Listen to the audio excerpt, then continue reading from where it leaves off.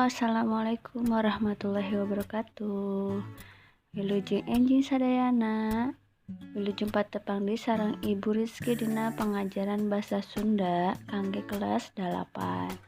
Kumaha haridep daramang? Syukur upami aya dina kaayaan sehat walafiat. Nah, dina pertemuan ayeuna urang masih medarkeun bab 3 yaitu sisindiran. Di pertemuan kemarin kita sudah membahas tentang batasan-batasan sisindiran ya. Nah, sekarang kita akan medarkeun atau membahas tentang sisindiran milik kana wangun jeung eusina. Nyata dipasing-pasing jadi 3 golongan. Nu kahiji paparikan, nu kadua rarakitan, sareng anu katilu wawangsalan. Hayu urang pedarkeun hiji-hiji, mangga tengetan ku sadayana. Nah, nu kahiji nyaeta paparikan. Naon ari paparikan teh? Paparikan nyaeta sisindiran anu diwangun ku cangkang jeung eusi.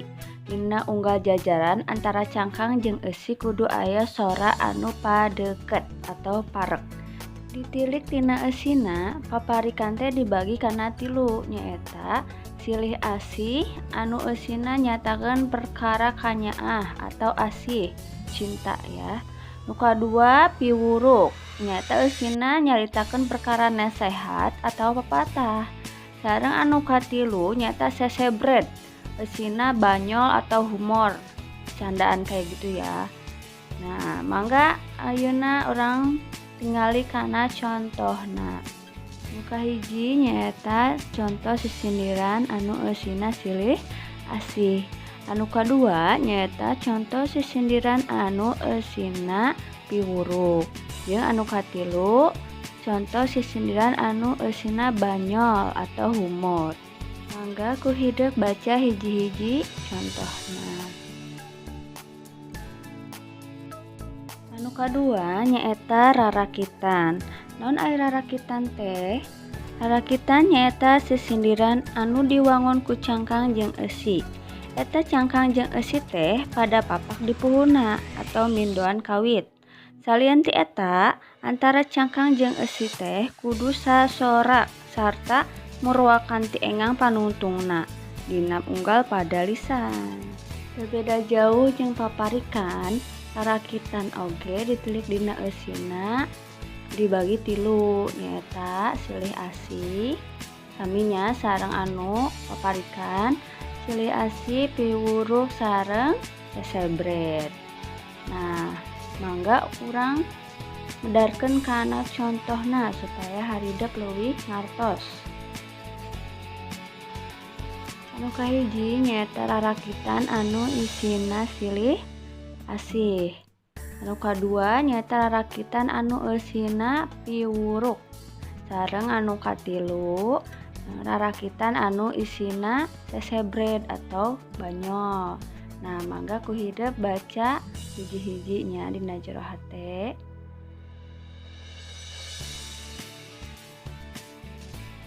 Dina paparikan jeung rarakitan teh sarua jumlah engangna aya 8. Dina unggal pada lisan. Dina sapada aya 4 pada lisan nyaeta A, B, C, jeung D. Ngan bedana ari paparikan mah dina unggal pada lisan teh sarua, tapi ukur mirip padeukeut sorana wungkul.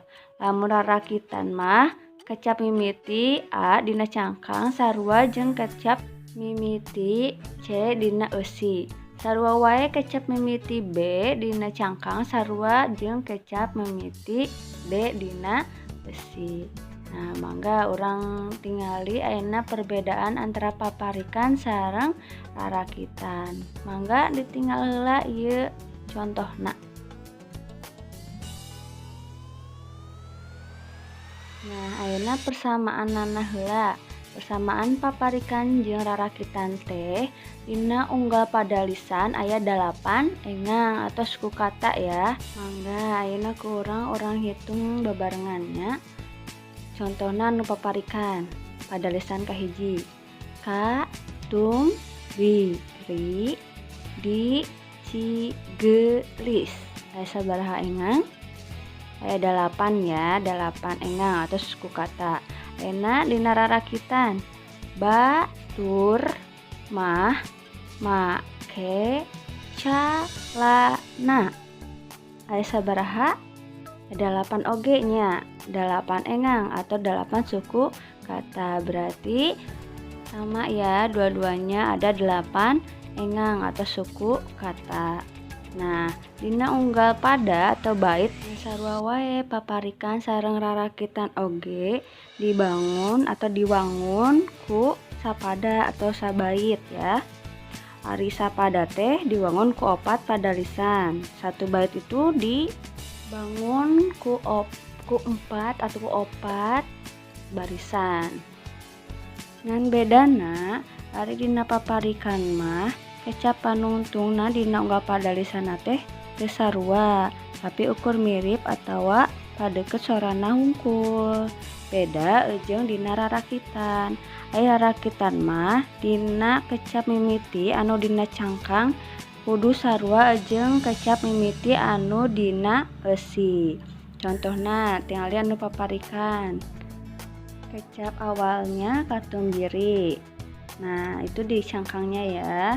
Terus diisinya kecap pertamanya kaciri, jadi tidak sama antara katumbiri kaciri, cuman hampir mendekati ke persamaannya gitu.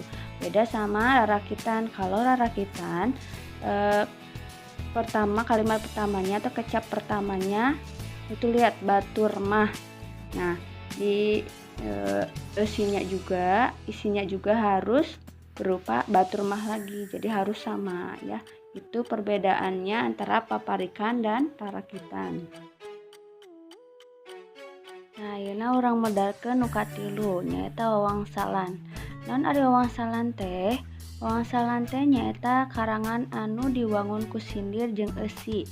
Dina sindir diwangun ku cangkang jeung wangsal. Anu dijieun wangsalna teh tara ditetelakeun, kudu diteangan dina bagian eusi. Mangga urang tingali contohna ayeuna mah. Teu beunang di situ lembur, teu beunang diulah-ulah. Nah, ieu wangsalna nyaeta kulah. Dina contoh di luhur aya kecap situ lembur dina cangkang. Naon aya situ lembur teh? Jawabanna kudu diteangan dina eusina. Dina eusina aya kecap diulah-ulah. Teangan kecap anu deket jeung diulah-ulah. Anu deket kana kecap diulah-ulah nyaeta kulah. Jadi eusi wangsulana di luhur nyaeta kulah. Kulah teh sejenis sumurnya.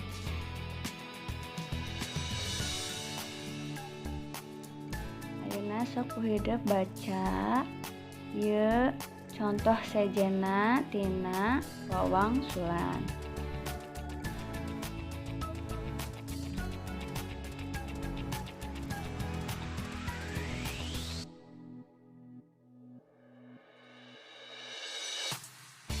Nah, ayeuna kumargi atos rengse urang ngeunaan kana pancen atau tugasnya.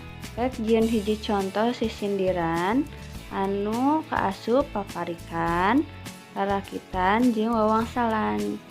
Jadi kalian bikin 3 sisindiran atau pantun ya bahasa Sunda yang termasuk paparikan, rarakitan sama wawangsulan. Ditulisnya di buku kalian masing-masing ya.